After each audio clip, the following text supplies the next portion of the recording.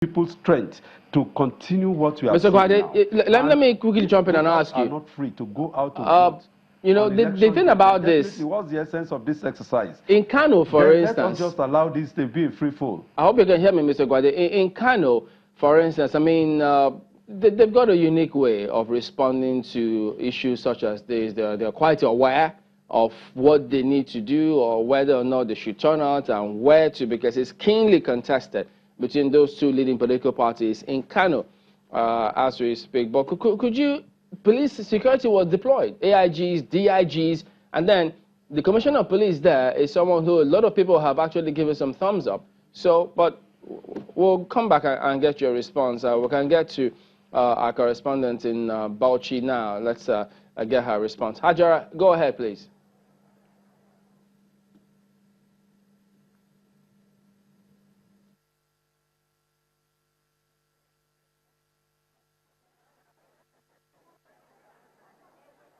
Okay. Like I was saying earlier, voting commenced here as for the election officials to actually come and commence the process. But once the voting started here, the process was almost disrupted when some politicians came here. I have no idea what they came here to do, but we saw resistance from the electorate here. They chased them away. They said they don't want any politician here. There was actually, there's been an arrest of some thugs here at this polling unit when the violence started. But the electorate said they were not going to leave the queue. They will not allow the process to be disrupted by anybody. Before then, there was an orderly arrangement of electorates on the queue, and everything was going on fine until the politicians came. But right now, everything is calm, and voting continues. I'm here with one of the electorates. I'll find out from him. I have some questions to ask him. Let me find out from him why he decided to actually come out to vote today, because the turnout here is impressive. Can you tell us? My name is Mubarak JC. Okay. Did you vote during the last election on March? Yes, I did vote. Yeah. What motivated you and others to come out today again to vote? As you can see, the turnout of the election this time around is much. It's even more than the presidential election. Why? Because we voted here the last time, governors and state assemblies election. There was no problem. We finished our election successfully. Just of a sudden, we heard that they have cancelled our vote here. No fight. There's nothing at all. So that motivated people to come out in mass this time around to vote. Yes, because we did not commit any crime here, no fight. We don't really know what happens. They just cancel our election. So that motivated people this time around to come out in mass. As you can see, many people from Bauchi, all over Nigeria and Abuja, so many places, they pay their transport to come back and vote this time around in order to express our freedom. It's our right. Yeah. Thank you very much. There are actually, the security here is tight. They're trying to put everything in order. Everything is under control now, like we've seen. Thank you very much. We'll be hoping that, we'll be hoping that security agencies actually do stand up and do what they were brought there to do. Thank you for your reporting, Hajara Ali, coming to us from Bauchi there. But let me ask Mr. Ogwande, you're president of Voters Awareness. You must be very happy having heard that the voters in Bauchi are very aware and they're coming out this time around no matter what happens. That's a good sign, isn't it? Yes, obviously, it's encouraging. In fact, it's as if you read my mind. When she was giving the report, I said, well, it's not everywhere that is bad, so we can't write off Nigeria. And it's a good thing, and I hope that indeed, after this, maybe we'll use Bauchi now as an example that, look, people, it's not war. Elections is not war, right? And there's one thing that came out there is that what we call the mandate protection. The voters stood their ground, chase the politicians away. I guess in some other places they said that the politicians took over the process. But this one now, the voters knew their right in Bauchi and they stood their ground, chased the politicians away that no, every day is for your own thief. Today is the day of we the owners. Today is our day that will now take a decision. You know, I normally say that elections are generally, election day is the examination day for the politician. So if the politician now want to take away the election day and now sit and write the examination, set the examination himself, obviously, they will pass it. They want to chase the voters away so that they will have the day. But thank God that those people did that. And I hope some people in some other states, if they, before maybe they have not gone to cast their vote, if they can organize themselves, just as my colleague said here, let's go do away with these supplementary challenges and let the country move forward. We can't continue all this stress. There are several things to do so that even those that are eventually elected now begin to settle down, to know and start their blueprint on how to provide, make laws for good governance, and the executive too, to know how to start setting up his team that will hit the ground running as soon as they get there on the 29th day of May or the first day, 29th day of May or the first day of June. Not that they will start rigmaroling against some people, court cases, they will be in the tribunal again, and will continue another court judicial procedure that will take for long. All these are unnecessary. To me, the best thing forward is for us to all look at it that Nigeria belongs to all of us, and let us do the right thing. We all know the right thing. So why are we busy doing the wrong things and encouraging thuggery? They will involve thugs to disturb the system as they did in Kano. Obviously, to me, as I've been saying, is that once we begin to have escape elephants or scapegoats, then definitely people will sit tight. It's because people, this impunity, this reign of impunity is on. That's why we continue to see these things happen all over again, every time and every time. And of course, I mean, in the well, we thank God we are moving forward. If you remember the last era, you hear that, yeah, we will do everything to get the election won, then you go to court. And they know the process, but we must change that narrative. All right, let me bring it to Mr. Booker here. I mean, in Bauchi, there are two things, perhaps mixed reactions to a lot of people. First, security agencies. How on earth did they allow politicians to get in there to the extent that it is the voters themselves who stood their ground and says, no, this will not be allowed to happen. So that's a good one on the part of the electorate saying, no, we're standing our ground here. But for security, they could do better. The security agencies can and should do better, but the power of the electorates is actually, I got very encouraged listening to the Bauchi, that particular polling unit in Bauchi. Two things emerged for me. One is the fact that the voters are angry to the fact that the last time they had the elections there were no incidents, and suddenly it got cancelled. That means that there must be some underhanded dealings that may have happened. Two is that they would not tolerate any nonsense again. And to me, that is extremely encouraging. In fact, it says something about the future prospects for Nigerian democracy. That is to say that if that is what is going to happen, and if we can extend that to the 120,000 polling units, then hey, we've arrived. All right, let's see what the situation is in Sokoto. We've got our correspondent Kayla Megwa there this morning. Morning, Kayla. Yesterday, I hope you had some meshai, because I saw them right behind you. But what's happening this morning? Well, no tea this morning, thankfully. So we are at Magajin Rafi. This is Magajin Rafi B, all right? So we're in Sokoto North local government area. We were trying to see if we could get some places in Sokoto South so we could set up there this morning, but they were very narrow and wanted to be in a big primary school such as this one. Now, we've been here since morning. These voters you're seeing behind me have been here since 6 a.m. They don't play here in Sokoto State. They've been out really early. And earlier, the card reader here was having a bit of an issue. The voting just started a few minutes ago. But they had issues with their card reader here, and they've sorted that particular issue out. Now, earlier, we met with some election observers from the European Union. In fact, we have one of them with us right now. Her name is Marion, and she's going to be talking to us a little bit about some of the some of the things that they've observed here. Voter apathy was a big issue when we're looking at the elections in Sokoto State. But apparently there's a big turnout here, so we're going to be talking to Marion from the European Union Observer Mission about, what she's been seeing here. Thank you so much, Marion, for speaking with us. Hello, good morning. All right, so talk to us a bit about some of the things that are different. One of the things we were talking about before we went on live was the fact that there is a massive turnout, despite the fact that people thought there was going to be apathy today.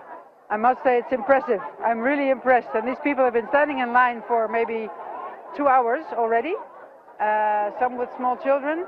So I'm very impressed that there's a very strong will to go and vote, that's for sure.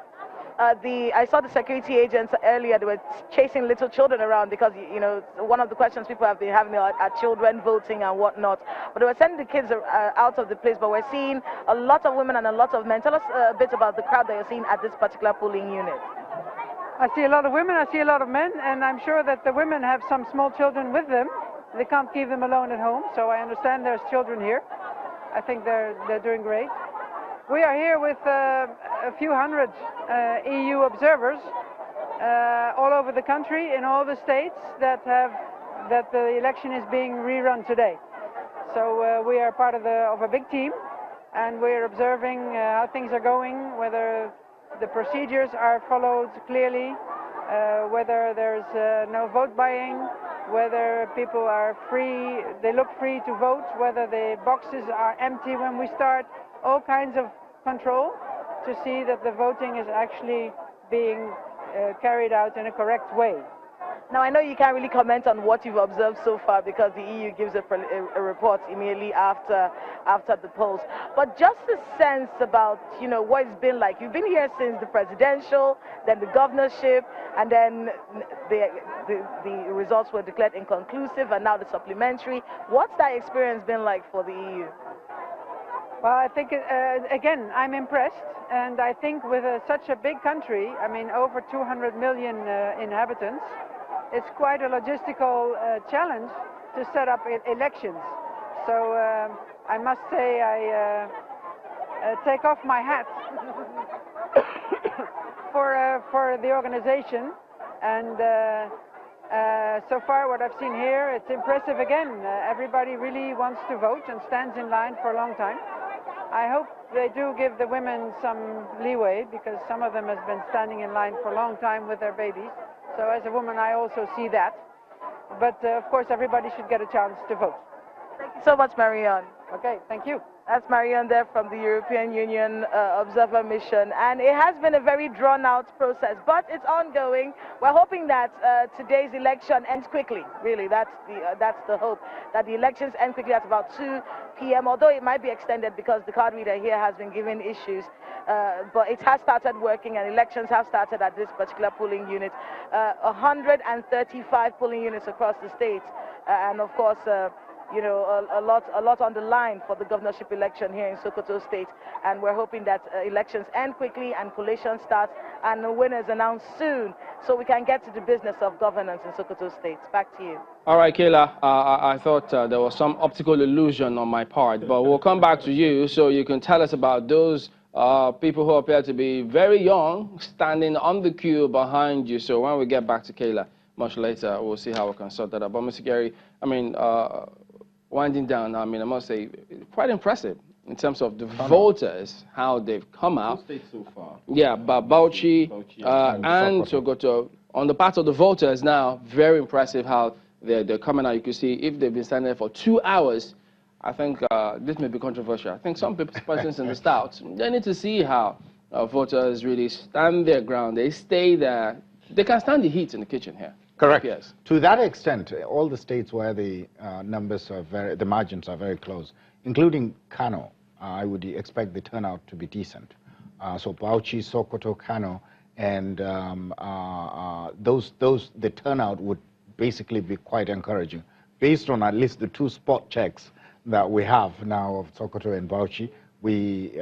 I'm encouraged, and it also means that people are clearly aware of what is at stake. It's not so unjust from unfortunately the Plateau issue. Plateau should be similar in that the margin was, well, about 30,000 or less, with the total number of voters around 75,000. Yeah. So that means that the turnout should be, should be encouraging. Unfortunately, it's not. I'm not sure whether it is because of security agents or political thuggery. So far, incidents have not been reported in the case of Plateau, but maybe it's just apathy on the part of the voters. Right. Okay, so there you can see some of the stats concerning Bauchi at the moment. That's what they're taking into these forthcoming elections. But let me get to Abuja as we also wind down. Samson, concerning the voters now, what's your impression of first how they were standing their ground in Bauchi, and now in Sokoto you see the huge, at least from the image we've seen, they're very ready to cast their votes today? Two quick things. I think we need to encourage the voters for the resilience that they are demonstrating in places like Bauchi. I urge them to extend this resilience down to the conclusion of this process by providing oversight on the results collation process. This election has not ended, and let's keep watching Bauchi, because the collation for one of the states is a subject of litigation, one of local government, and that's Tafawa Balewa. But voters should demonstrate resilience. They need to protect their mandate. They need to ensure their votes count. And when we say their votes count, your vote can count even if your candidate loses. What we mean by making your vote count is to ensure that the process is credible, is free, fair, and transparent, such that it boosts the confidence of all those who are involved in this process. The second thing, Chamberlain, on turnout, and I think we need to be a lot more critical. Maybe what we are going to be seeing is not high turnout, but purchased turnout, because the level of voter inducement that we observed in the build-up to this election raises a lot of question on the level of turnout that we are seeing in some states, because we've seen where candidates, very prominent candidates, have enticed voters using gift items, suspicious community empowerment programs, as well as cash handouts have been given to voters. As we look at this turnout, we need to also be very, very vigilant that votes are not bought on today, even though in the build-up to today, a lot of them have been enticed. So maybe what we are going to see is actually purchased turnout in some states. And like Yaiga Africa said yesterday in our pre-election statement, is the fact that in some of these locations or some of these states, this election will be determined by the highest bidder. And that is an unfortunate, very, very unfortunate for our electoral process. All right, Wale, in 60 seconds, please, go ahead. Well, I agree with my brother here. That's just the problem we have. And of course, apart from encouraging those who can just stand their feet on the ground, that they want to protect their mandate, they want to protect their votes. The second one is, we do away, because what it will mean, one of the things I've seen and we are working on is that, Kerry raised it, the politicians will cause some stress in one or two polling units that they know that they are not strong. And eventually it will now lead to issues of supplementary, and they will now have time to now conclude with what my brother here said about vote buying, inducing the voters, and of course engaging them. Anytime from now you start hearing news, again, I don't know why it's like that. Anytime from now you start hearing news across these places that some people are collecting 4,000 or 5,000 naira for voting. Very soon you hear from your colleagues, from your people in the various on the field. So that is the problem we have, because it has not been stemmed. And the earlier we stem this thing, the better for all of us. All right. You have some crystal ball there, Mr. Okwande. Well, we appreciate everyone speaking to us today. Okay, there you go. All right, then that's where we anchor this segment today on the program. Wale Gwade, President, Voters Awareness Initiative. We also had Samson Itodo, Executive Director, Yaiga Africa, and then Kerry Booker here in our Lagos studios, former Chairman, Nigeria Economic Summit Group. Gentlemen, thank you all for coming on Supplementary Election Studios here at Channels. We'll be back in a moment. Stay with us.